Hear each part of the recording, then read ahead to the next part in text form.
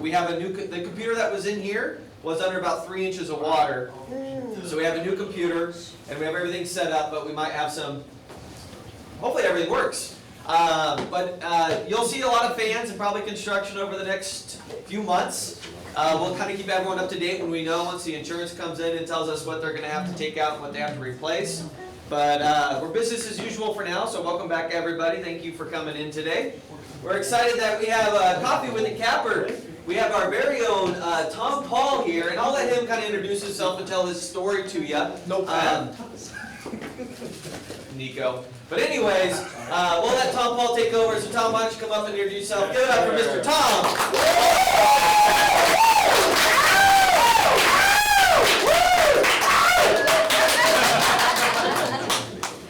Man, somebody's excited. I know I dressed that good today. All right, you guys, go ahead and keep grabbing your donuts. Go ahead and grab some coffee if you haven't. Has everyone got their coffee or donuts if you're not on a diet? Yeah? No? Yes? Okay. Yes. All right, you guys, real quick, I just want to open with a quick prayer before we get started. Dear Lord, I just thank you for every soul, every heart that's represented here in this room. I'm so grateful that we have to be together and learn and grow and get motivated. I pray that today there is something significant for each person here at this moment, in this time, in this room, that they can take with them into their business, into their family, and into themselves, Father, that changes, that improves, that elevates every aspect of their life. Lord, I'm so grateful to be able to be in this position, and I can play it forward for those who have done the same for me, Lord. And I know I don't know it all, but you know it all. So, Lord, give me the knowledge that I need to help express clarity, vision, and inspiration in this room. In your name we pray. Amen. Amen. All right. So, how does this typically go? Okay, this is a Q&A, right? Yes. Yeah. Okay. Hold on. Sure. This is a Q&A, right? Yes. All right. Oh man. Hold on. You guys sit down, breathe, think for a minute. I'll be right back. Is this a Q&A? I got a question. What's up, everybody? Is this a Q&A? Yes. Okay, that's what this is. Okay, so let's go ahead and start with a little bit of my story, my background. It's not that impressive, but it's pretty cool. So let's see. Let's start with why. Why did I get into real estate? I can tell you the story. Maybe some of you have heard it before, but that's okay. It's a good story. So at 8 years old, 8 or 9, maybe 9 years old, I lived in an apartment complex on Beach Street. It's called, back then it was called Beechwood Manor Apartments. Probably a good 500 units, maybe more. It's a big complex. And it was not the best place to grow up. I mean, as far as crime rate, poverty level, drugs, yada, yada, yada. So this is where I grew up. This is where I I learned from the streets, you know? See, like that, you get 2 stars, by the way. Thank you. Whoever gets the most stars by the end of this gets a hand clap at the end. Sound good? Oh, yeah. So far, DJ's winning, so, and he likes to win. He's competitive. Yes, I do. All right, 2 stars. Don't forget he has 2 stars, all right? It's important.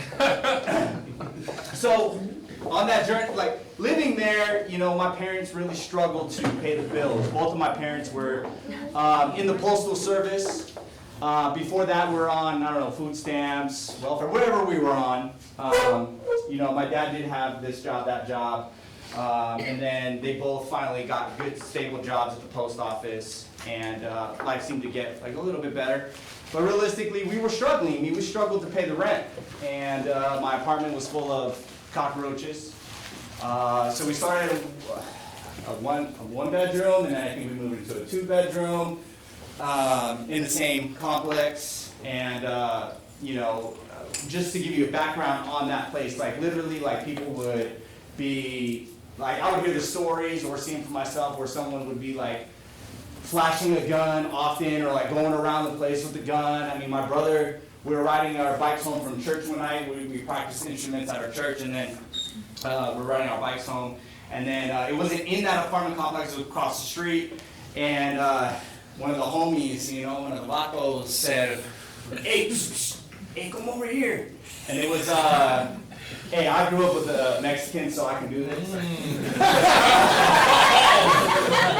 By the way, Steve Burton was my mentor, and he's black, so I can do that. I'm Asian, so I can do the ching chong.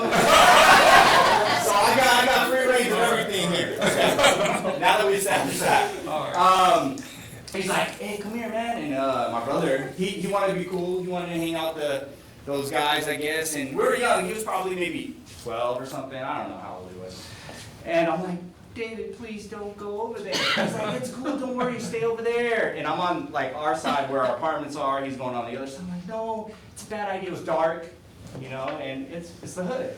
And he goes over there, and I'm just waiting, scared.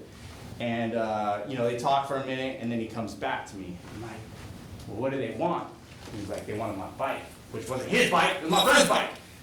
I let him borrow my friend's bike. And like, oh, what happened? He's like, well, they showed me a gun and said, like, want the bike. But one of the guys knows my friend and was like, hey, no, leave him alone, right? So that was the environment we're in. I mean, another time there was a fight outside of our window, because like anyone can get, there's no walls, and it's just like your only walls are your house, right? Big fight, two guys, and literally like one guy shoved the other guy through the window onto our dining table, and we're just like, oh my God. And they're literally fighting on top of our dining table. You know, they finally got out of there. We had no window, which was scary because at that time people were breaking into other people's apartments, and we had to stay up all night to guard our apartment. There was one other time, this is a fun story, huh? You guys should be crying, by the way. Very emotional. There was another time that a guy, I was left home alone super early in the morning, like 4 a.m., and I just woke up scared, like super scared. My parents had left for work. My dad was taking my mom, she worked in LA. And I don't know why I woke up scared, but I was just freaking out. And then I'm like kind of running around my apartment, like, I don't know what to do. I've never been scared like this, just suddenly terrified. Like, it wasn't like a ghost, I just felt so uncomfortable. I look out the peephole, and there's a guy in a gas mask out of that peephole. I didn't realize what he was wearing at that time. I just know it was a mask, and it was terrifying. And I started freaking out. It was dark, so you couldn't really see that good. And then I was like thinking maybe I'm just seeing things or whatever. And then like I lay down under this like tiny little blanket in the living room, and I'm like, man, it's not like I'm hiding. Like they can see it from right here if they like try to come in or something. And then I hear like a whack on the window, on the sliding glass window, and we had these little battery alarms because again, people were breaking through windows. So we had this little alarm, wee wee wee. Stupid. So it like knocked off the alarm. I got up in my little tiny whities, like jumped up, ran to the master bedroom, jumped on top of the master bathroom sink, and climbed out a window probably this big. Fell on the floor from probably about like good 7 feet high. And then I jumped and hid in a dumpster for like an hour at least. Anyways, yes, there was someone out there. He was a known peeping Tom. He had a billy club in his van, in his little creeper van. And so who knows what happened, why it happened, whatever. Anyways, that was the situation of my upbringing. And I remember one day I got called home. It was like, hey, Tom, come home. Like, it's time to come home. I'm like, all right. Hey, but be careful because someone was running around the apartments with a shotgun. I'm like, oh, okay, great, yeah. Let me walk home alone, right? So on that way home, I'm just walking down, looking down like this, thinking to myself, like, man, this is crazy that we live here. This is like not like a good place to grow up, or not a good place for a kid, I guess, to be walking home alone. And I just remember like, man, what would it be like to be the owner of this place? I've never seen the owner of this 500-unit apartment complex. I've never seen the owner. But my parents struggled to pay him, or her, or a group, whoever it was. Like, wow. But they still paid that whoever owned that place, right? Like, man, who would I rather be? The person that struggles to pay that, or the person that collects it? Like, I'm much rather be the guy that collects it, right? Yep. Can I get an amen? Amen. All right, my kind of congregation. So that was what inspired me to think I could own that. Now, you know, honestly, if I had an opportunity to own that place for a good deal, I would, but I'd rather not. I'd rather find something somewhere else in a better area. And at the same time, I started to point at different buildings. I'm like, I can own that one. I can own that one. And that's where the dream came alive of, okay, well, what does it take to own something like this? Well, I'm sure you have to find someone that wants to sell it, or learn how to get a good deal, or learn how to do the transaction, or da-da-da-da. That's when I was like, okay, well, who does that? Real estate agents do that, right? Right? Too bad I didn't think of oh, I just want to help people and save lives and become a great doctor. So that's why I'm here today, right? Thank you, Beechwood Manor Apartments. So that's what inspired me to own real estate, and then the thought process was, what does it take to own real estate? Then the thought process was, how do I become that person? So to learn, what I need to do, I need to learn, need to own. First step for me, without any guidance from anyone else, because if they guide me, I'm not in a different position now, but was to get my real estate license and start selling real estate. Because I could learn how to find a deal, I could learn how to manage it, da-da-da. That's what I thought I was doing. Little did I know, I was learning how to manage people. No, just kidding. So that's when I got into real estate, or when I said after high school I'm going to get into real estate. So I barely made it through high school, and not because I'm dumb, I'm not really smart, but not super stupid either.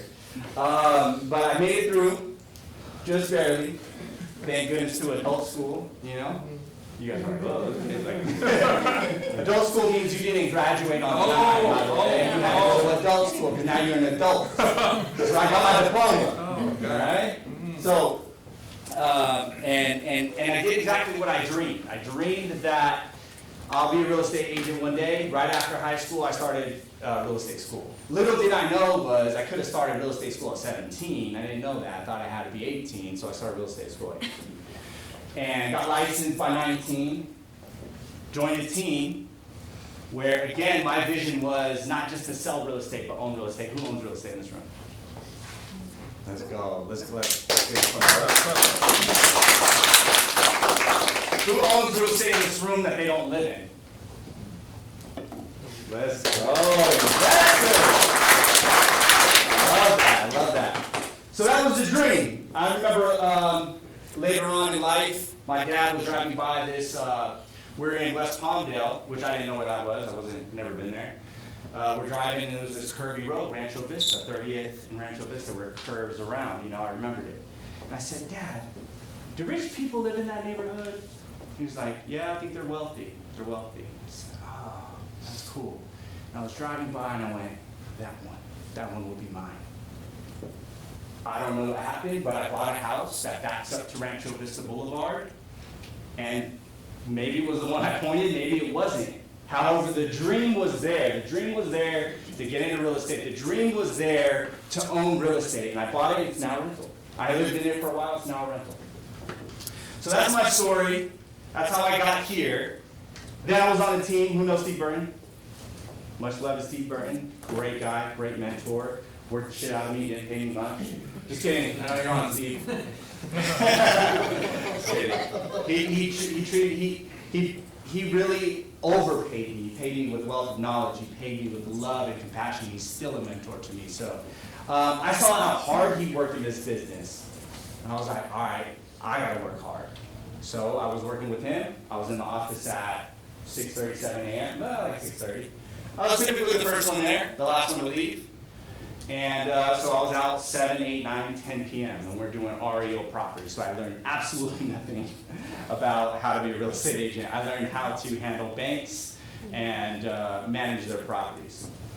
But what I really learned was how to work hard, and how to think differently. Mindset matters.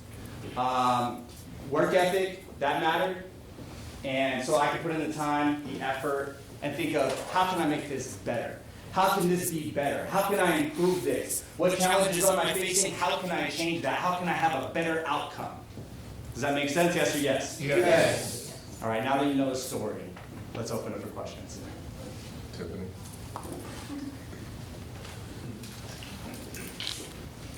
You guys better have some questions. They said I gotta be here. Let me figure out the question. So growing up the way you did, clearly it got you into real estate, but what lessons did you totally learn in that in terms of, because let's face it, sometimes other realtors can go a little street on you, if you know what I mean. So what have you taken from that and applied to real estate? I know it's not a great question, but I'm thinking of That's a fantastic question. So, again, this goes back to the story. You guys can hear about my life all day. You ready? Yeah. Okay. I'll try to let you say, I'll say yes or yes next time so you know. So that goes back to being in elementary school, being the outcast because I am half Asian, right? And so I look Asian, and just like Asian kids here at elementary. Maybe some of you know where that's at. That's where I went to school, and you know, it was mainly everything but Asians. Like I was the only Asian person there, right? So, and I had really bad crooked teeth that I chipped at a young age, very traumatic. And you know, I looked like a little goofy kid, and so it was like I could either like suppress myself and be like self-contained and quiet, or I can figure out how to take my situation and be a better person, be an outgoing person. And so that's part of the reason that I took into real estate was I was able to knock on doors because I was used to getting rejected, you know?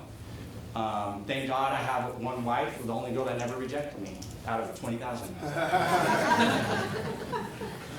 And so I got used to the rejection, and it was okay with me. Everyone has their own perspective. I kind of learned how to be a little funny, a little witty, and I took that into real estate as well. Now, great personality isn't everything. You have to build the skills behind that as well. I got used to being in front of people, even though I might have not been the one, like, you can think about all the things of the reasons why you shouldn't be in front of someone, right? And those reasons were in my head, but I was just like, no, I'm just gonna go, I'm just gonna do this. So that was just something I was lucky to get as a young person. Do you want the second part of this? Yes, second part. So for those of us who want to build businesses in other areas, which is what you're doing right now, you made the jump to Orange County. Yeah. To Newport Beach specifically? Yeah. So before you did that, how did you plan it out, and then how did you execute it? So this is like more than a two-part. You're living down there now? Yeah. Mm-hmm. So I live in Orange County, I live in Yorba Linda, California. Great place to raise kids. A lot of that had to do with all the restrictions from COVID. I was like, man, this ain't the right place for my kids. And I dreamed of living in Orange County one day, by the way. And I was like, one day I'll live out there. And that was a young dream. And that just kind of like was the straw that broke the camel's back. Like this is not how I want my kids to go to school. It just isn't.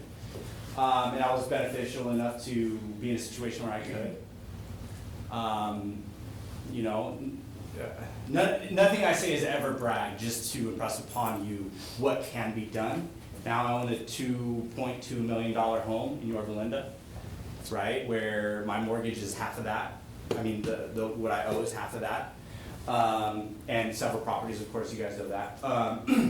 So what made the jump was that, like, I gotta do whatever it takes to win here, I gotta do whatever it takes to win over there, and it's scary as shit because out here, I can tell you right now, my business is easy compared to what it was when I started, compared to what it was, what it is out there. It's not the same out there anymore because now I have to start over. Like nobody knows me. Here, a lot of people know me. I can get plenty of referrals. They've seen the signs. They read the reviews. It's a lot easier, right? It's different. And I can show my track record out here, right? And out here I'm dealing with $500,000, $600,000 homes. Out there I'm dealing with $3 million homes. Goddamn! $1 million. You know, like $1 million is the bottom. So it's like, well, who am I to walk into this like, $3 million listing appointment, right? So it's like you gotta get that mind back in check and realize that like, hey, it's the value that I bring that I can convey, and it's the people that I talk to. So an opportunity to get some ownership in a Keller Williams office out there came along my way, and that's my next dream, is to own businesses, right? To own businesses that continually produce income whether I'm there or not there, but that also means that I gotta be there first. I really gotta be there a lot. I gotta be there hardcore. So I'm in a position in Newport Beach to elevate an office from a negative from a loss standpoint, meaning their production, their income is at a loss, and to convert that into a profitable office, and that would get me the ownership in that office as well. So they came across of all the things I said. So that gave me, someone called me. They're like, hey, I heard this and this about you, and I want to give you this opportunity. We're looking for this. Is that something? And it was like, it's no joke. It's a big lift. It's a heavy lift. It's like getting people into production.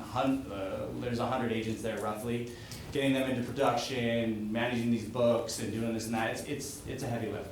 However, it was part of my dream. My dream is to own Keller Williams offices. My dream is to own escrow companies. My dream is to own passively generating income like real estate, right? That's a dream of mine. I mean, right now I passively earn somewhere around, well, for sure, just in rental wise, over $7,000 a month passively. It's pretty easy. Okay, it's pretty easy. No, I'm not taking you to lunch. Just kidding, we'll go to lunch. So that's passive, and the next step is obviously business. So I do have some ownership in businesses, which it just varies depending on the profitability of those businesses, right? So I digress. Where are we at? Where are we going with this? Go ahead. I got a question. Sure. So we know what some of the catalyst was that got you into real estate. Right. Can you talk a little bit about the transitions you made from being on a team to being an individual to leading a team? Some of the catalysts there, and maybe some of the big lessons you learned along the way. So for the Burden team, I was on the Burden team for about 6 years. Committed, hardcore committed. At least I felt committed. And there was a lid. And I'm not saying there's a lid on all teams. There was just a lid where I was at. And I was having another baby. And it was like, I have to do something else. And I'm willing to put in the work, but I gotta do something else. I need another opportunity. So at that point, I was like, okay, then let's do this. Again, it goes to value. Like, what's the cost of the value, right? What is the value I was getting as opposed to what value did I need, right? So to be honest with you, I would have stayed on that team probably forever if we're going in the direction that I thought we were going in. Which was like office ownership and different things like that, and then it was like, hey, it's a sink or swim, because on the team I was consistently earning money, and now I'm having a baby, and I'm like gonna jump ship. By the way, that was all foreclosures. That was all bank-owned properties. So mom and pop sitting down at the table talking about listings, talking about selling their home, helping them buy a home. I did very little of that ever on that team. So I didn't know shit. I knew nothing, right? So I had to go, okay, well, 4 or 5 people depend on me to make it. So it's a burn the ship situation. It's like, go full force. I got my broker's license. I actually left Keller Williams, started Paulauskas Realty. I got 7 listings, or 7 escrows, I should say, right away. And then I realized that it's just like an office. An office is like a team too. And it made more sense to be on this team than to be out there solo. And thank God I did, because one time I got sued for $90 million, and this office was the reason that I didn't kill myself probably, right? So that was a catalyst that caused me to leave. It was like, I'm having a baby, things gotta go, There was a little bit of negativity on the team only because we weren't getting REOs anymore. It was turning into a traditional market. So every day we thought the market was bad. Then I came into I had already made a decision, I left, and then Sam said, get your butt plugged in, get into all the classes, do all that. I started to get in here, and they were like, the market's great, look how good it's getting. I was like, what the heck? The market's good? Where have I been? But the truth of the matter, the market's always good. Yes. Right, DJ? Yes. The market's always good, it's how good are you, right? Mindset. So that's when I realized that, like, okay, the market's always good somewhere, somehow, for someone, right? How do we take advantage of the market is what's really important. right? So that's where I decided to start Paulauskas Realty. Then I had to sit down with Sam, and Sam I freaking admire and adore just as much, or just as much as Steve Burton. Like they're both like father figures to me, and he made sense. It made sense to come back, and I don't see myself going anywhere ever because it's a solid team. The value is here. Why would I go anywhere else? The opportunity is here. Why do I need to go anywhere else? And trust me, I've gotten hit up by a lot of brokerages to start their companies or to run their companies or to have ownership in their companies. My answer has always been I'm happy where I'm at and I get the value that I'm looking for and opportunities.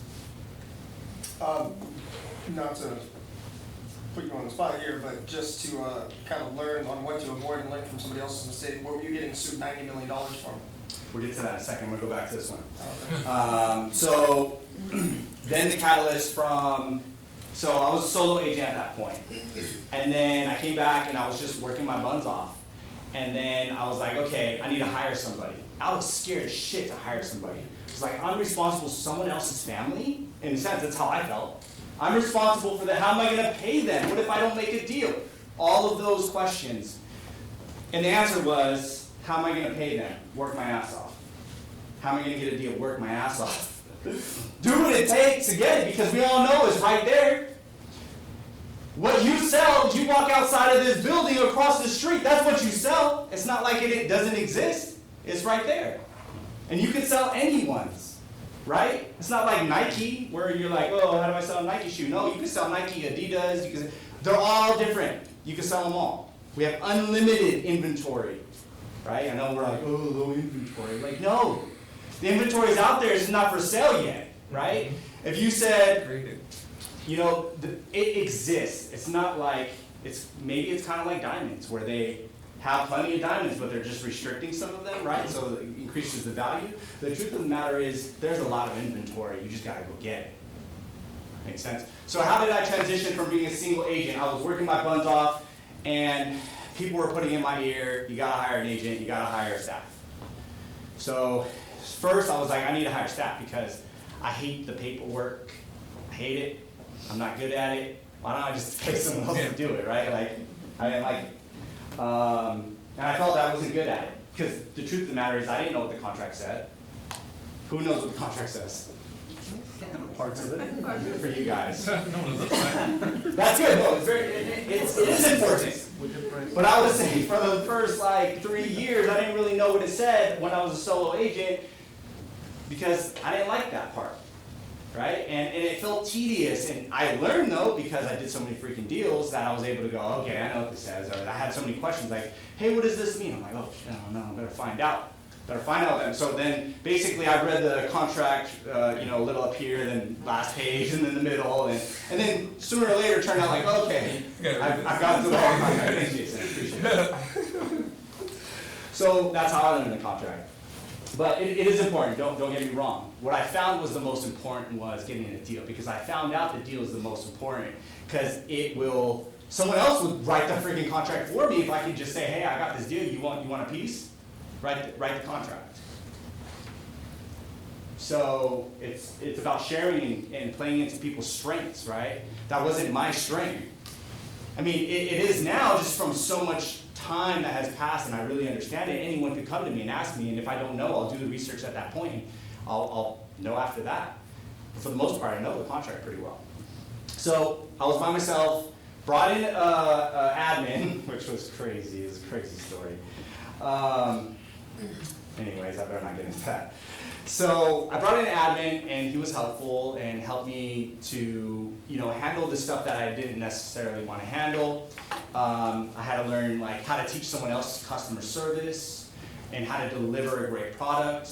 Started doing better and better and better. Then I realized, okay, I got to pick good vendors. The relationships I had were a huge impact on my business.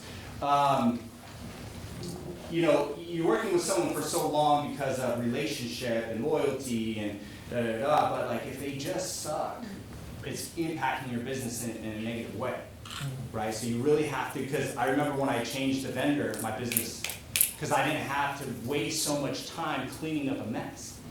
So my business took off. I was like, dang, what the hell just happened? So then, I was right here when these were cubicles before it was my office. Before we built it all out, it was just little cubicles. I had one back there in a side office.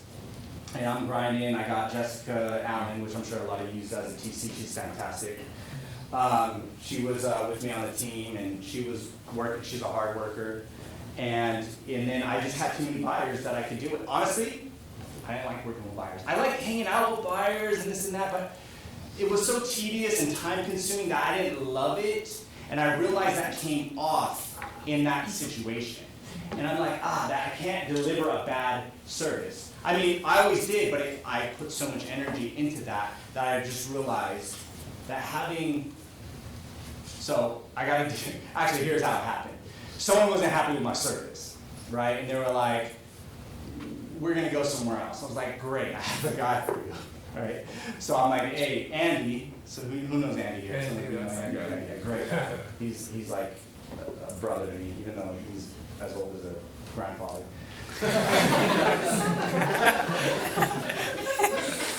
So Andy's like, hey Tom, if you ever need some help with a buyer or something, like I know you're busy. I'm like, okay, cool, thank you. And then a couple weeks later, hey Tom, if you ever need help with a buyer, like, okay, good, I'll definitely let you know. So the perfect opportunity came up because they were like not happy with my service because again I was very busy, so I couldn't give them the time that they wanted. I said, hey, I got a referral for you. You want to split it 50-50? He was like, yeah. Like, cool, here you go. Actually, it's a friend of the family, right? Yeah. So I'm like, hey, here's Andy. They loved Andy. Andy had all the time in the world to give them the service they were looking for. I'm like, this is great. He's like, hey, we should do this more often. I'm like, all right, cool. I think we did it maybe one more time, and it was like, hey, we're family. Let's do this together. Yeah. At that point, I brought on my first true agent. I think I had another agent on there before that, just didn't work. I wasn't ready. And at this point, like, I trained Andy how to do a buyer broker presentation, how to talk to leads, and then literally we had all 3 conference rooms booked for buyers at the same time.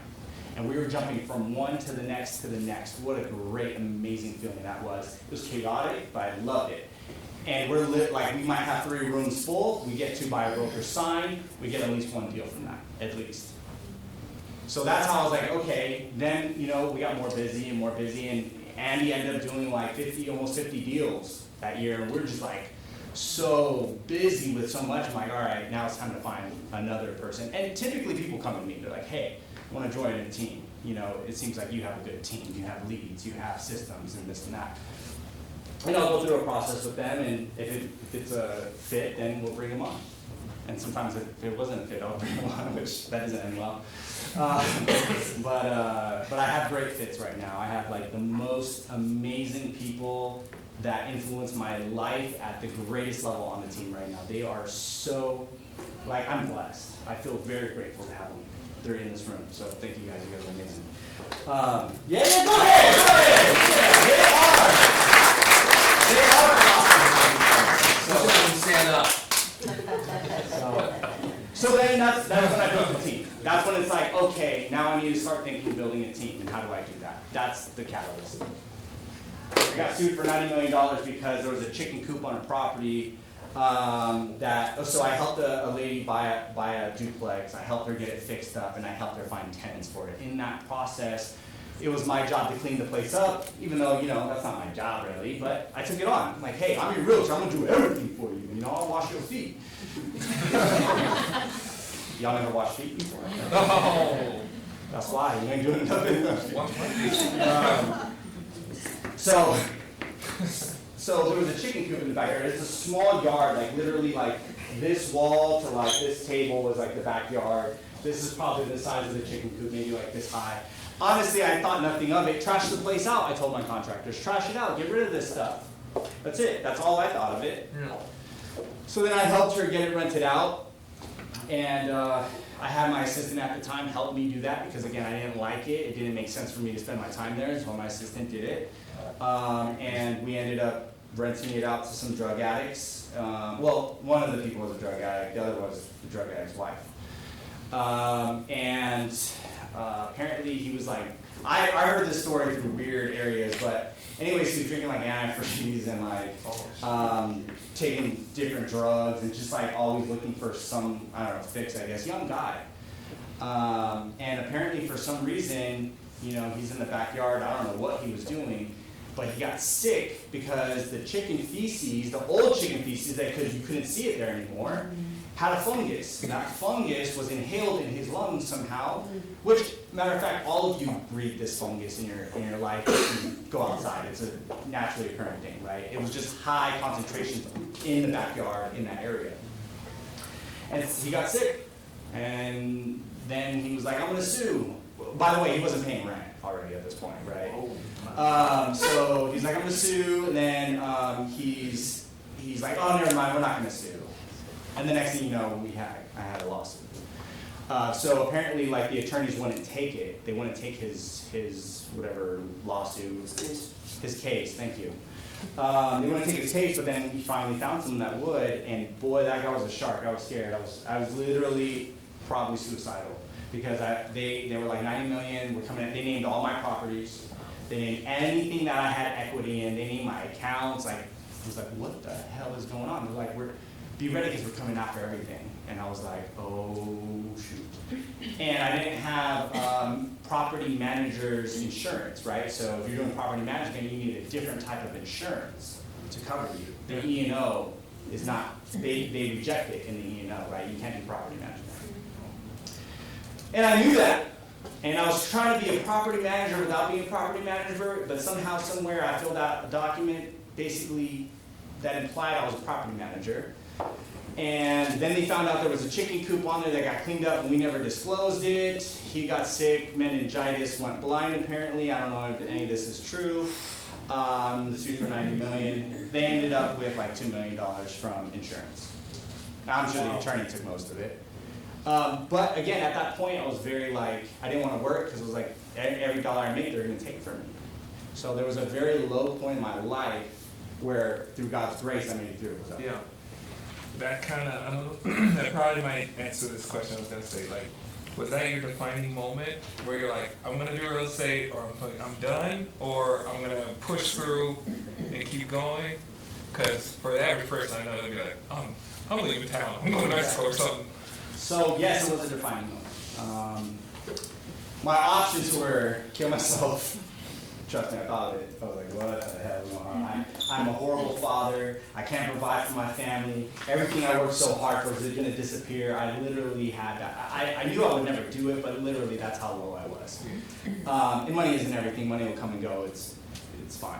Like, get sued, you can rebuild. And then that's when I focused on the Lord, prayed a lot, really to recover. And you know what? I think there was a moment where I was making plenty of money, and I would say, money doesn't solve all problems, but it definitely solves a lot of them. Money's like as important as water or air. So I had this mentality that I was shifting into about money. And I was like, money doesn't solve all your problems. Matter of fact, it could be the root of some of your problems.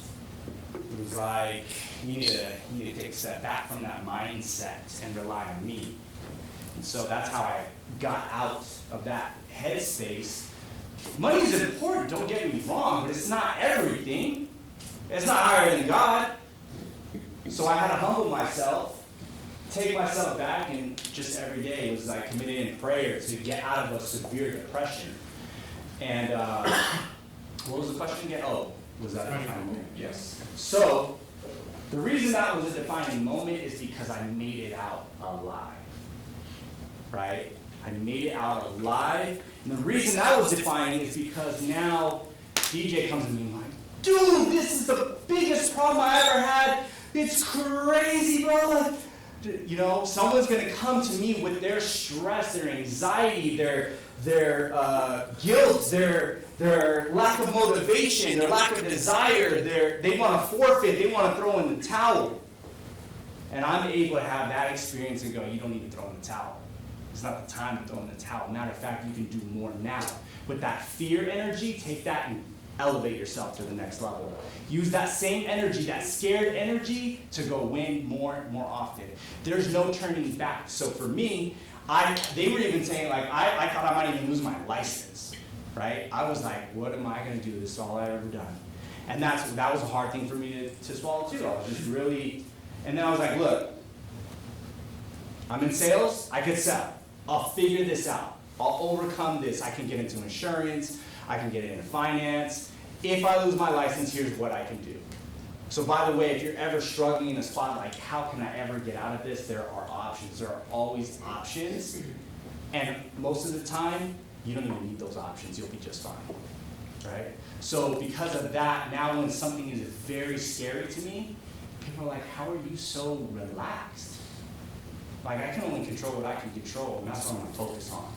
The things that are out of my control, I'm not gonna dwell on all the time. I'm gonna dwell on the actions that I can personally take to make things better, to be better, to do more, right? And so for me, the answer was, I need to be even better at sales, so let's do more of them.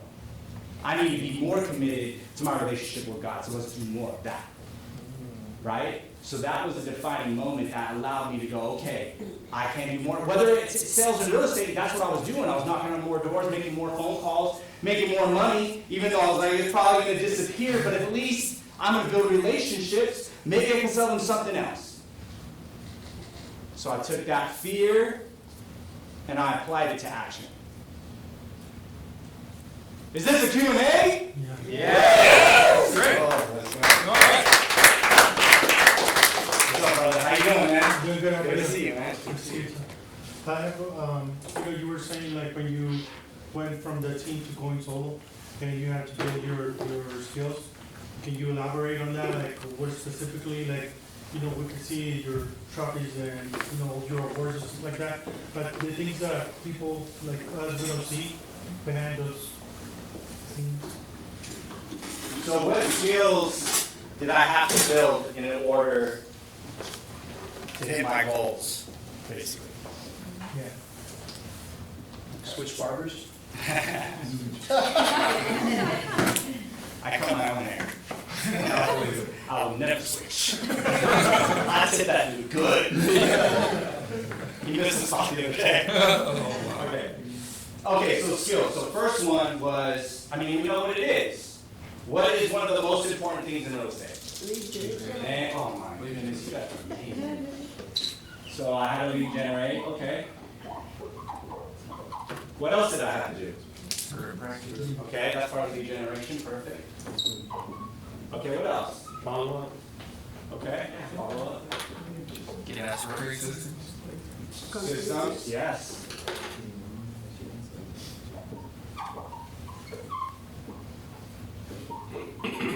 Okay, what else? Consistency? Absolutely, you have to be consistent, right? You can't just stop. You gotta keep going. That goes into leverage.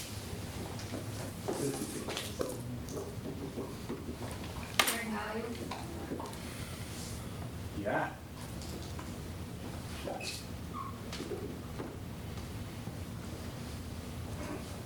Put the client's needs first.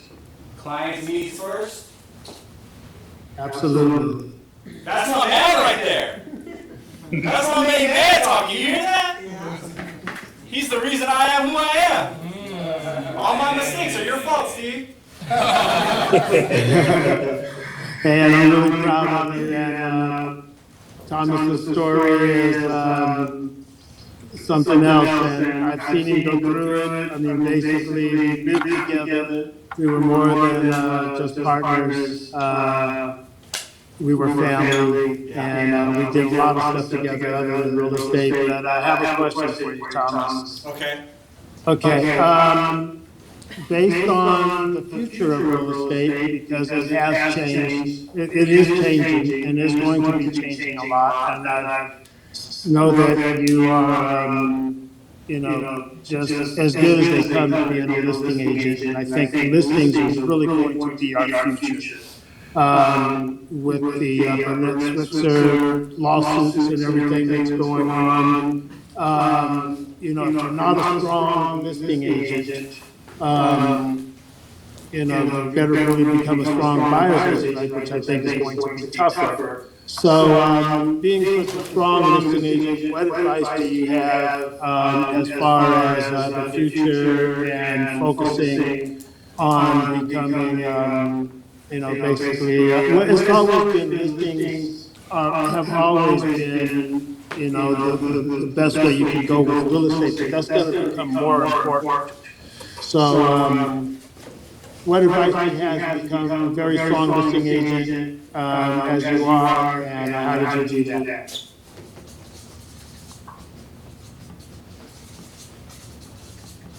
Okay. Absolutely, I think that I learned that from you, Steve, because you're the listing king. So, but let's be honest. What are the three levers or three sides of the triangle? Leads, listing, leverage, right? So those are the most important things. We can see lead gen's on there, leverage is on there, and that's why Steve asked, because he was like, hey, this is what you're missing. Listings. So these are the skills I needed to build, right? And we're gonna keep touching on that as well, okay? So I'm not jumping over your question.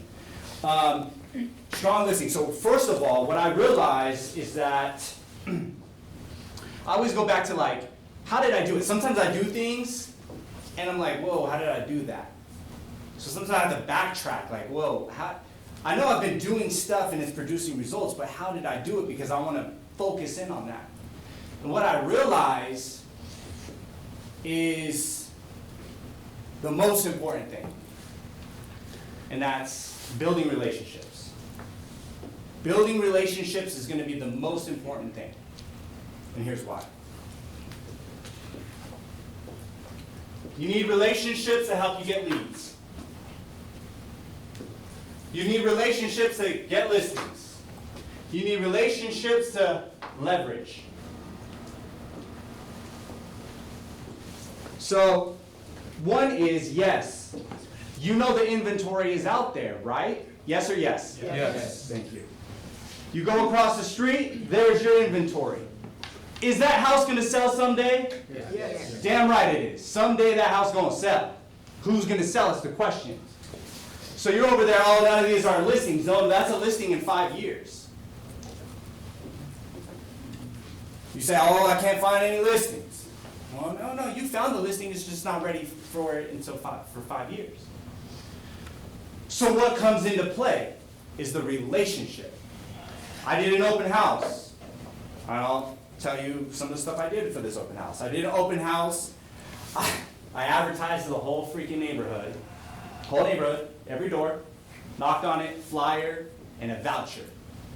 The voucher was for free ice cream from a churros and ice cream truck when they come over to see the open house. And we were gonna have a money machine. We had this inflatable money machine, jump in, and we had a couple dollar bills in there. You gotta try to catch it. I made it fun, right? Everybody brought their kids. There was a line, literally 50-something sign-ins at least. I won't throw this around like I do in my team meetings. Get in my way.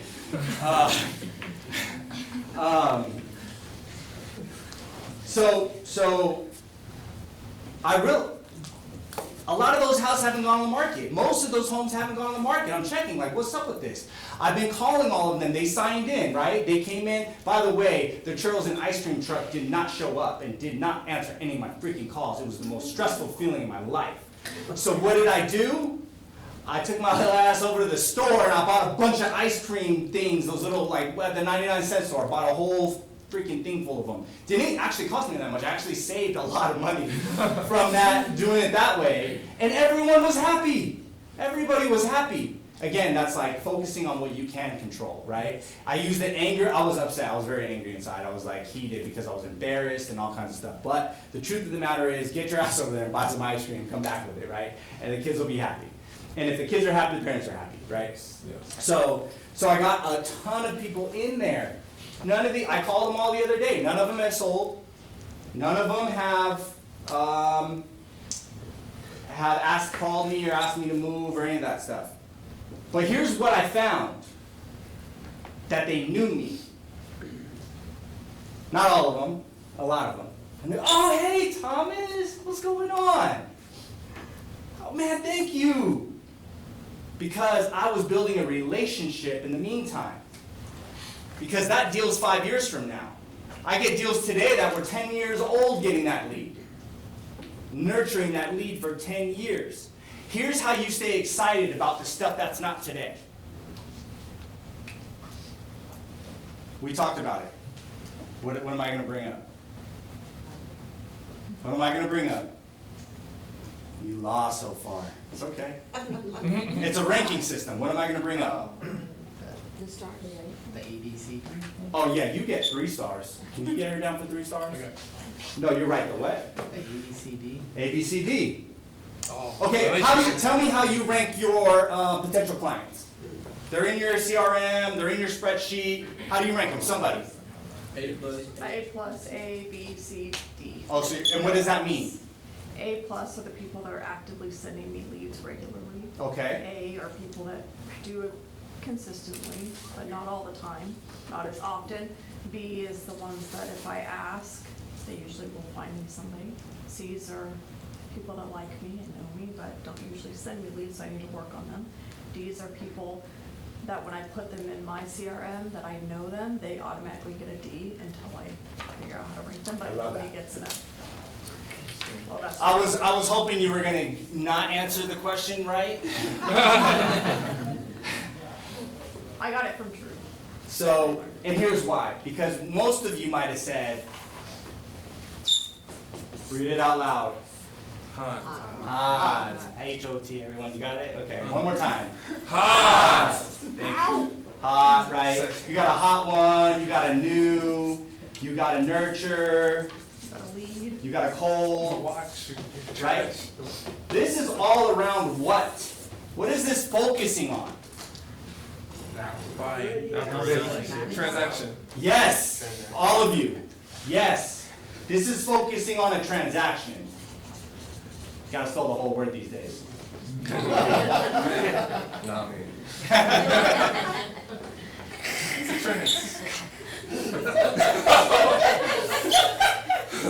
Alright, so you gotta focus on this is focused on the transaction. Y'all just, I'm sorry. Shouldn't have said it. Okay, so this is focusing on the transaction. And then you mentioned focusing on the relationship. Yes. Who ranks, besides Tiffany, who ranks their relationship in their CRM? Yeah, you do. Right, and this is how I do it, or this is how we do it, right? You got an A, you got a B, a C, and a D. D stands for don't know. Don't know yet. Don't know you. They don't know you. So they could be hot, they could be a nurture, but they don't freaking know you. There's an F. Forget about it. I don't even recommend F. You thought I was going to say something else. Right? C is for kinda, with a C. Kinda. They kinda know you. Here's how you know. This is how you know. You can do this. You can rank everyone on one phone call. You make the call. They go, oh, who's this? Thomas. Oh, Thomas who? Thomas Paulauskas. I'm a realtor. Oh, okay. What do you want? That's a D. They don't know you. Right? A C. Make the call. Hello? Yeah, hi, who's this? Hey, it's Thomas. Thomas, yeah, Thomas, remember you came to open house? I've been I sent you a card in the mail. Oh, yeah, thank you for that.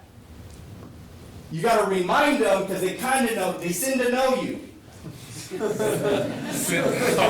seem to know you. And I send a card. You gotta take them from that to fin to know you. So they seem to know you. To been known you. Right? To what? Who said it? What? Been known you? Been known you? Been known you. What's B for? I don't know you. Huh? They're about to know you. Got to know you. Anyone else? They know What you, was your it? friends, you, they know you. Besties. Okay, getting close. About to find No, out. they're your boys. They're your boys. Oh yeah, they're boys. They know you boys. Yeah. Realistically, they know you. When you call them, go, hey, it's Thomas. Like, oh, hey, Thomas, how you been? That's a B. Right? This is how easy it is to rank. You know what's so good and so fulfilling in a time where you're like, I'm my business, I'm not doing enough here. This is the best freaking thing, to rank your business. Because you go in there and you go from a D to a C. You're like, yeah, I got a C! They kind of know, they seem to know me now. Then you make them a C. Next time you call them, they're going to know you more. You want to move them up to at least a B. Yeah. The more B's in your life, B for a good thing. B for a good thing. The more honey you receive, right? You can teach us class. Wow. The more bees, the more honey. Wow. Okay. So your boys, they cool, they know you. And A, did I make up one for an A? I don't know. Awesome. Some amazing. Awesome. They're so awesome. Oh, God. Here's why they're awesome. Just like Tiffany said, they're going to brag about you. They're going to brag about you. Some people I thought were B's. I thought they were B's, and they're like, I told my friend about you. I'm like, oh shit, you're an A. You're an A. Advocates. And you know what else happened? You know what they told me? When I said, well, when do you plan on making a move? Oh yeah, probably when my son graduates high school. And that's gonna be in about 10 years. Oh, okay, but you're still an A. This gives me dopamine. You know, I got off the other stuff. This, you get a little hit, you're like, oh, they're a C. That feels good. Then you go back and you look at them, you don't remember them as well as they remember you, or you might, some of them. But you look at it and you're like, look at all these B's. Look at all these A's. These are the people I need to call. So with the way the market's going, with the way the lawsuits are going, with the stuff, what is the most important thing? This database is not your house sales, by the way. This is your sell everything. This is your relationship. You might have a friend that does some type of this or that you could refer them to. Right? This is so important, and this is why we forget, because, I mean, I love expireds, I think expireds are great. But the truth of the matter is we're just going like one to the next, one to the next, one to the next. No relationship. I got a $3 million triplex in Laguna Beach. About a 5-minute walk from the water, for the sand. And the reason that he interviewed me was because I was the only one that called twice. Damn. I mean, like, that's how big this is. Can I do an open house there? Sold it already. You know me, bro. You ain't doing it at the listing appointment. You ain't gonna have a chance. You know, it's sold. Just kidding. It took me a little while. This was kind of a long one. So the key is we have the inventory. Buyers are inventory too.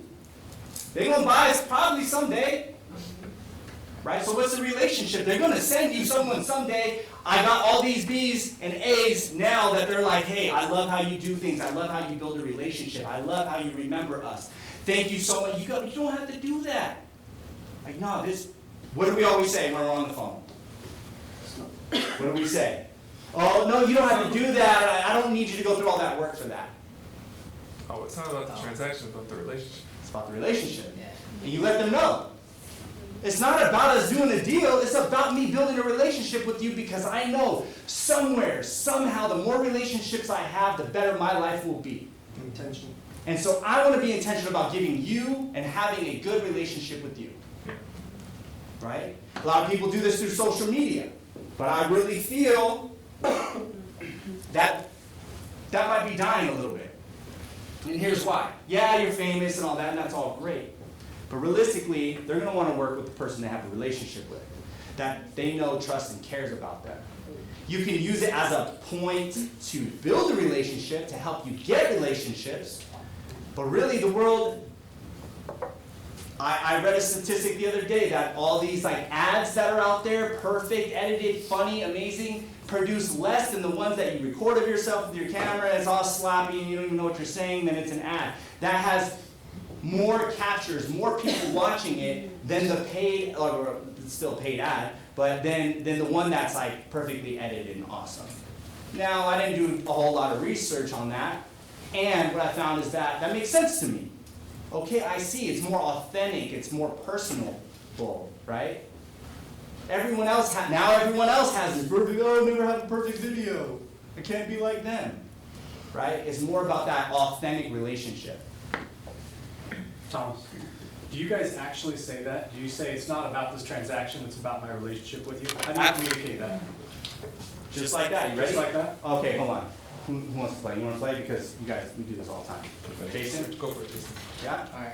Okay, so I'm gonna offer you something, Okay. and then you're gonna turn it down because for whatever reason, you're like, it's okay, Yeah. okay? Yeah. And this is cold. This will be completely cold, Yeah. okay?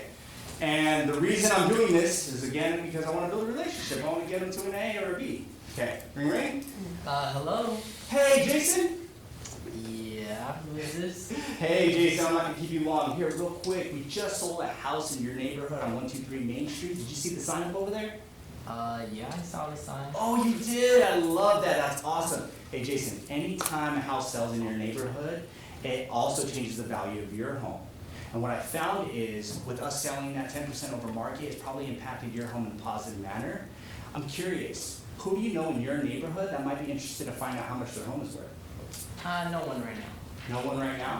Okay, well, what about yourself? Have you ever thought of, I mean, I kind of look at owning a home equivalent to having a bank account, right? Like the more I know about how much my house is worth, the more it's just like having a bank account. I'm looking at my bank account once a week at least to see what the value is in there.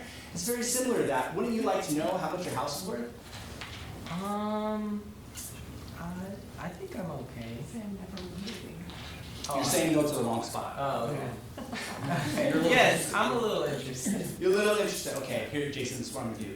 I'm gonna go ahead and do some research. By the way, I'd probably be building more rapport, but just for the sake of the question. Hey, Jason, I'm gonna go ahead and put together a value package for you. It's gonna have comps in the neighborhood, statistics, market statistics. It's gonna have even a little gift in there for you. It's gonna be a nice little package. I'm gonna go ahead and drop that off at your door. Sound fair? Oh, you don't have to go through all that trouble, Thomas. Yeah. You know, Jason, I know you told me you're not planning on moving anytime soon, and I totally get that. Look, I do this on a daily basis. It's no trouble at all. Realistically, Jason, what I'm looking for here is to build a relationship with someone. Sound fair? Oh, yeah. Okay. Awesome. I'm gonna go ahead and put that all together. I'll give you a quick call before I drop it off to make sure you can get it. Sound good? That sounds good. That's it. It's the same thing with everything. Like, oh no, because we're always offering value, right? And people reject the value because they're like, no, I don't want you to do all that. You know, well, look, all I want to do is have a relationship with you. And how often do we get rejected on that? Like, Relationship? yeah, how often do we get rejected on a relationship? Like, hey, I just want to have a relationship with you. Oh, no, that's welcoming. It's welcoming. They like that. It's welcoming. Yeah. They might not sell for 5, 10, 15, 20, 30 years, whatever, but my goal is to build another relationship, especially in that neighborhood, because guess what? We'll put another freaking sign up in that neighborhood. And that person's gonna talk to somebody else about me. Alicia and I got a lead the other day. And they were like, you guys are the best freaking realtors in the freaking world. And we got a referral. Right? But guess what? In the meantime, we're inviting them to all our events, whether it's a text, a phone call, an email. We're inviting them. We're just checking in on them here and there. And I've gotten so many referrals lately just from, all right, -5 stars. Just kidding, bro. You're good. Take the phone call. Take it right here, man. It's a cold call. It's a cold call. Now, okay, what questions have I not answered fully? Go ahead. So just elaborate on that. How do you say you build a relationship by call, right? So you start that process there. What does it look like after? Is it like you touching base with them monthly? What does it look like for you guys to actually really build the relationship with that person, the trust? Okay, so what I found is that once you deliver value, they're more willing to allow you to touch them. Love it. Meaning- That's right. Like a third-degree touch, you guys. Yeah. Guys. That's facts. They're more willing to let you continue to reach out to them and have attempts or send them emails or whatever, right, without declining, unsubscribing, or rejecting your call and all that, right? I delivered a piece of value, right? So at that point, honestly, I don't know the number, but what I found is that I'm getting a huge improvement in business by freaking emailing my entire database. Look, obviously we have our little touch systems and stuff like that, but emailing my entire database on every single open house that we're doing. Every new listing. We're emailing the whole freaking, and there's almost 15,000 people in there. And people are showing up to these open houses that I haven't seen for years, right? Because I delivered value. Now some people might not like the value, might want to unsubscribe, that's okay. But I realize being in front of them is better than being behind them, right? Letting them see me is more important than not letting them see me, right? Does that answer the question? Yeah. I'm not answering right. I mean, yeah, I understand what you're Well, okay, so Yeah. the question is, like, what do you do after that? Stay in front of them. We're inviting them to all our events. The events are not for a bunch of people to show up, by the way. Y'all thought it was for having a big turnout. No, it was to call them and give them something of value that they're not going to. Don't you get sad when someone has a party that you know and you weren't invited? You weren't going to go. Don't act like you were going to go. You're just mad because you didn't get invited. That's true. So, it's the same thing, right? How does it feel to be invited? You know, I do get sad. I'm like, I understand when my friends don't invite me anymore. It's because I never go. But I still get sad. I'm like, dang, I wish I would at least get invited. Nobody invited me, right? But it's because I don't go. So what if you invite people that don't go? That's awesome. Because now I can hit 1,000 people. I can hit 10,000 people and have 10% show up. So it costs me a lot less for that invite to those other people because that invite's a piece of value. So to answer the question, what am I doing next? I'm continuing to build a relationship. I'm going to send them a card, a greeting card in the mail, the kind that folds open, that kind of says, what does it say on the front of our card? Thank you. Does it say, what does ours say? I'm grateful for you, or something like that. Grateful for you. Open it up, handwritten message, picture of me and the family. At the bottom, it has my phone number, and I just write a little message inside. Hey, thanks for sharing this with me. Boom, fold it up. You could put a lottery scratcher ticket in it. You could put your business card in it. You could just mail it out like that. And that's doing this, building that relationship. Because the people that are in a relationship are going to help you get more deals. They want you to succeed. Right? I have people tell me all the time, I don't know how you do it, man. I love the way you're building this relationship. Like, I didn't even tell you that. You know. I love how you keep in touch. I love your quality of work. Right? Again, it's value though, right? So like just having them invited to this thing where I didn't get the freaking truck that I wanted, it was still so valuable to them because they remember me in that neighborhood. They remember, even though I screwed it up, they are still so impressed. And it cost me less. So having that piece of value and that energy and that like, okay, I drop off a gift every year, like every Christmas I drop off a gift at the door. If I have the time, I'll film me dropping it off. Hey, look at this is your house. Hey, check out your house behind me. I'm dropping this off. Boom. Then I'll text it to them. So I can text them. I get that. It's like a personal connection, right? Like, oh, you don't always have to do that. And oh, Thomas, you can do that. You can spend the money on gifts. Like literally, I drop off. I go to the 99-cent store and I buy a gang of wrapping paper before Christmas. Put my card on it, string, and I drop it off. Some of them I do better gifts, you know. And we've learned how to find better gifts at a great price. But that's it. Like it costs $1. Maybe it's $2 inflation. So, Steve, I know I went around in circles because I didn't know how to answer your question right. No, just kidding. Did that answer it, or is there something else that I'm missing? Oh, he's like, I'm out. You're talking too much. You out talking. He fell asleep. Okay, sorry, Thomas, I'm trying to keep the microphone going. Okay. You know me in technology. I think that was very helpful, and just to add to that, I've noticed how you do your, how you work with your buyers, and you give all of these buyer, what do you call it? Incentives? and not only incentives, but you have parties for your buyers. Yeah. And I saw what you did on the Christmas party, and you know, it's just amazing. And of course, people are going to remember you Yeah. if you do that. You know, every holiday I would, you know, pick out a recent buyer that was maybe alone or didn't have a family or something, or maybe they did have a family, but they didn't have, you know, it was just their family. They didn't have family to go to or anything. And every holiday I would pick a client and invite them to my house for every holiday. Wow. And every one of those clients that I have ever invited to my house over the last 20 years has become friends and has become regular clients. And you know, they may have bought a house 10, 20 years ago. They're referring their kids, their nieces, their nephews. And so yeah, building that relationship is awesome. And so yeah, and you're the best at it. And I haven't seen anyone do as good a job as you had. Dang, Steve, they're gonna think I paid you. Well, you know, I wasn't going to mention that.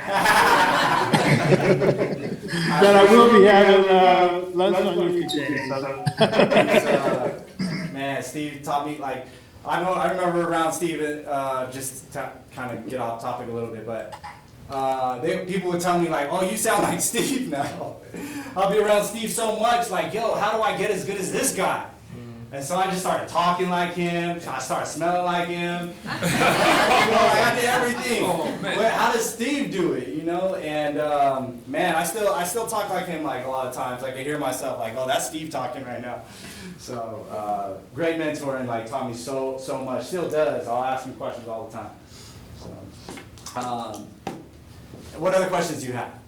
Just to put it up, we are already past the hour mark. Just want to be conscious of your time. Okay. Just want to make sure you. Last time I ended early, people were mad. So.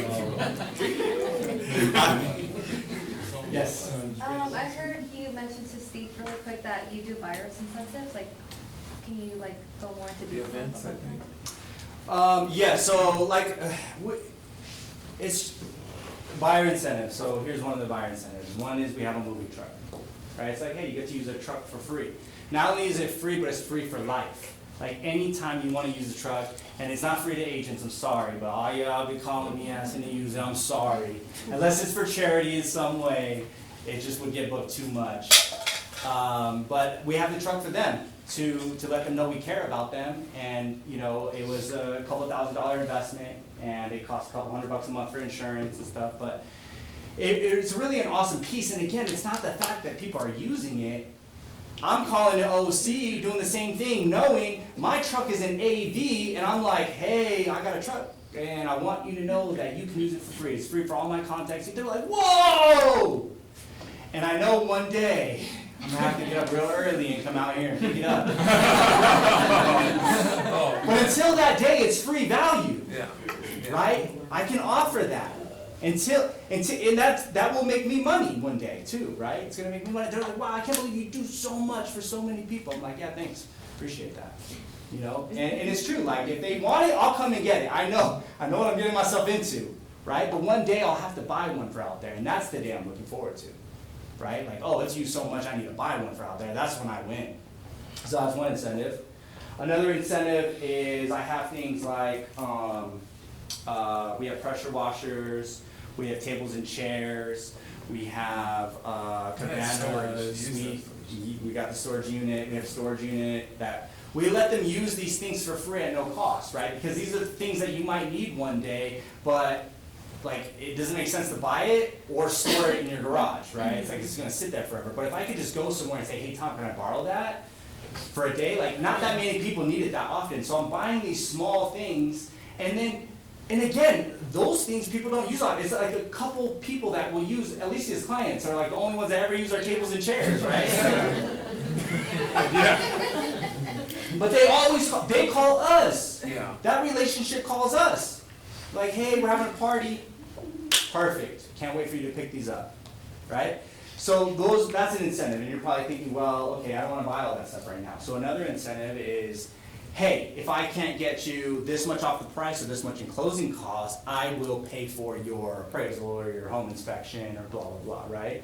So you can make up the incentive. We have an incentive on our presentation that really doesn't mean anything.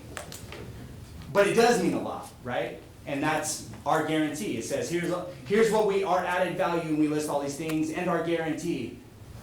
What is that? Well, whatever you want it to be at that moment. Like, what can you offer them? You know, here's my guarantee. The reason I changed it from being something specific is because the market's always changing. It used to be like, hey, if I don't get you more than list price, then you know, or hey, if I don't get you, if I can't get you $10,000 off the price or in closing costs, I'll give you $3,000. Right? Market's changed. So I got like, okay, our guarantee, and it's going to be a verbal, and then I always tell my team, whatever you offer, you better live up to that offer. So you can offer whatever. You can offer anything. Who else has an incentive? No incentives? Wow.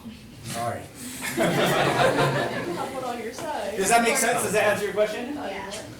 Have you ever had help on your clients move?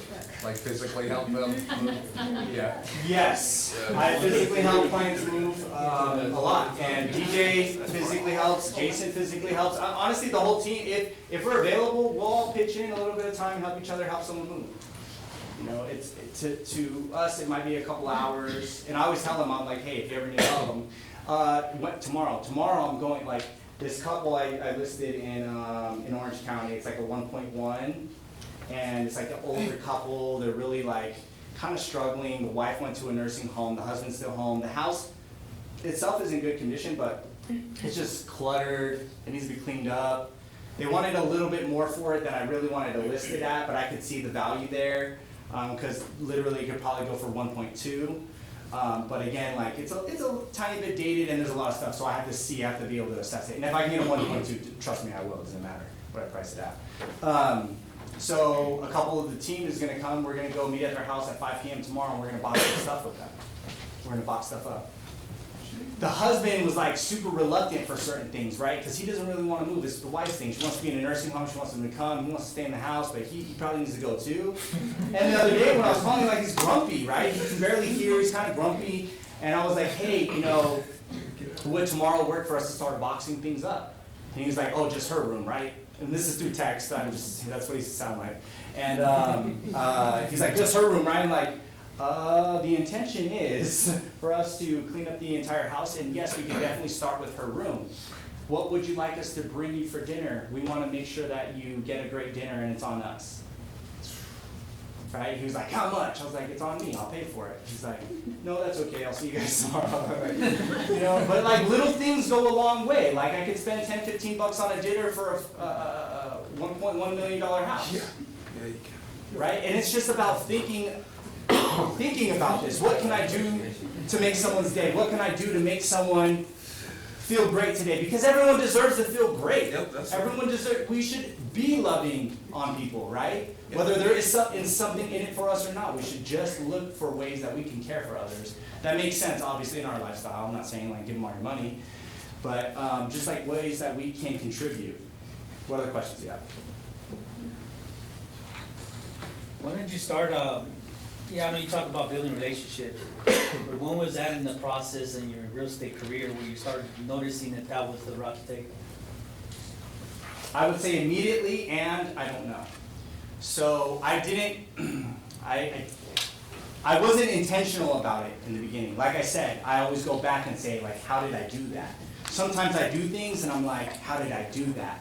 So I realize now that knocking on doors and offering a piece of value that's free, no obligation, easy to receive, that I could then build a relationship, which that wasn't, I didn't know what I was doing at that point, right? I was just like, let me hit as many doors as I can. For me, it was like, if I can offer something of value, then I could probably get the phone number, right? Just like all the girls that rejected me, right? I guess I didn't have anything of value, so that's when I started doing it right away. It was like, okay, here, what can I give you? Now I'm sending out a card, a handwritten card with a Starbucks gift card or a lottery scratcher ticket for $1 in it. And I say, hey, I was so lucky to meet you. I hope you're just as lucky. So that's building the relationship, because when do you get a card? When do you get like a greeting card? Almost never. I'm sorry for you. Well, when? You said almost never, but when do you? Birthday. Birthday. Birthdays, holidays. Holidays, anniversaries, and who sends you those cards? Family. My mom. Your mom, your family, your wife, your husband, people that you love and care about. Yep. So when you send a greeting card, it's attached to a trigger of someone that knows me and cares about me. So you feel like it's just a card, it's like not a big deal, it's not of any value, but people only get, especially when it's handwritten, it means a lot more, right? When do you get these cards? You get these cards, and not for everyone is a trigger, but it's for a trigger for a lot of people. And when you have a little gift in it too, it's like when you get a gift on your birthday from the people that care about you, that's the whole experience that we're delivering. We're friends, we care about you, we're connected.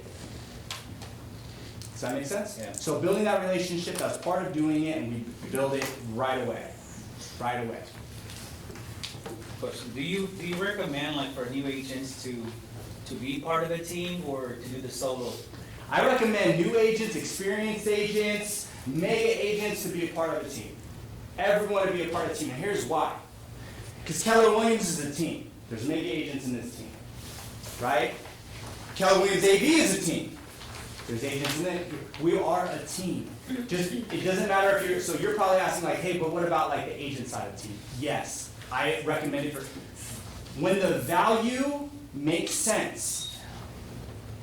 You can go. I'm on the Keller Williams team. I can start. I started Paulauskas Realty, but I came back to Keller Williams. It's my team. I'm happy with this team. This team, I can go to the end of the earth with this team. When the value is significant, when the opportunity is significant, when do you leave a team? You leave a team when you're overproducing. When you're overproducing for that team. Don't leave when you're underproducing. Leave when you're overproducing. And that overproduction means that you're providing more value to the team than you're receiving. Right? Because that's your character. Right? And then you can talk to whoever it is, like, hey, look, I'm overproducing on this team. Like, what can we do? Where's your value? You take yourself everywhere you go. Right? I'm on a team. I'm just going to do half-ass. I'm by myself. I'm going to do half-ass. Or I'm on a team. I'm going to crush. I'm not on a team. I'm going to crush. So who you are on or off a team is who you are. That's how you should show up. Don't show up less on a team. Show up, if anything, show up more. Right? Because you got to prove yourself to them, and you got to prove yourself to you. But when you're overproducing in your value, that's when you leave. But I would say anyone and everyone should be. A matter of fact, like Steve said, the market is changing. Real estate industry is changing, and I think, and Gary Keller said this years and years ago, that it's going to a team. And yes, there have been a lot of formations of teams, but I realistically believe that it's going even more into team structure. You need leverage. Right? Leverage is so important. Like, we can't do it all. None of us is as smart as all of us. Right? The leverage that we get is so important that, like, some of the leverage is free and some of you're paying a split for. And some of the, like, I see people join teams with the teams offering so much, but that agent's not doing nothing. They're like, I got nothing from the team. Like, you were doing nothing. You didn't do nothing with the tools and the help that they gave you, but they spent hours and hours on the phone with you, showing you presentations, showing you how to do this, showing you how to door knock, holding your hand, doing an open house with you. But what did they get? You didn't do one sale on that team. Matter of fact, you knew you were going to get a deal, so you left the team. That's your character. That's who you are on or off the team. That's your value. What is your value? Right? Like,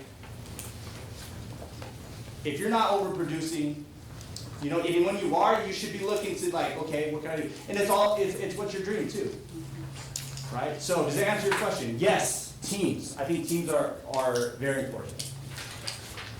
You can do so much more on a team. And you don't have to be on a team. If you're overproducing, start your own team. If you want. If that team is not going in the direction, but you're overproducing for them and they're not going in the same direction, start your own team. Or go to another team, whatever it is. But always maintain the best relationship. Like you hear Steve, I was on Steve's team. Love that guy to death. Like, it was one of the hardest decisions I ever made to go anywhere. Like, family. And we're still family. And Steve's really good at, like, keeping great relationships, by the way, like, with people that he cares about. And I'm sure with all of his clients, too. But I know he really cares about me, and he's, like, so good at keeping, like, an amazing relationship with me. Is that good? Yeah. Good. If it's not, it's okay. Look, I don't know. All right, I don't know if you guys want to go, but feel free. Thanks, Whatever you guys want.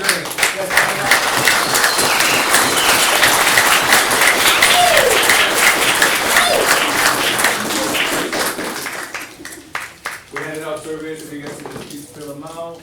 If you need a pen, raise your hand. What's the sports name?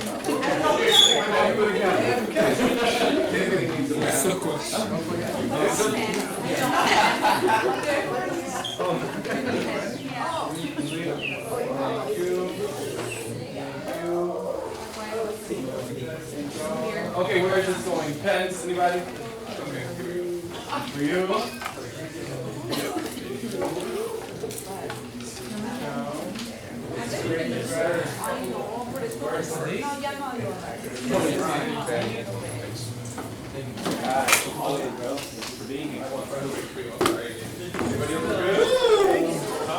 Oh, I didn't have Powerful. Let's go motivated. So serious. All right, Zoom. Thank you guys for being here. We are taking off. Have a wonderful rest of your day. Thank you. I would say open house. Thank you, sir. Those were mine. All right, thank you.